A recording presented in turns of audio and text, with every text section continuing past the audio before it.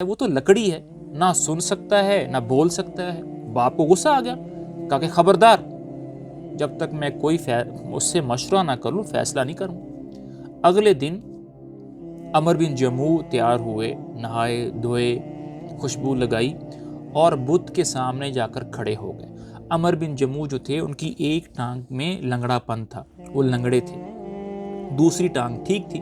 وہ اپنی صحیح ٹانگ پر کھڑے ہوئے اور بت کے سامنے پوچھنے لگے کہ تو کیا کہتا ہے؟ بت چپ، کوئی آواز ہی نہیں آ رہی۔ ہوتا یہ تھا کہ جب عمر بن جموع اپنے بت سے کوئی بات کرنا چاہتا تھا تو بچے اس بت کے پیچھے کسی عورت کو کھڑا کر دیتے تھے۔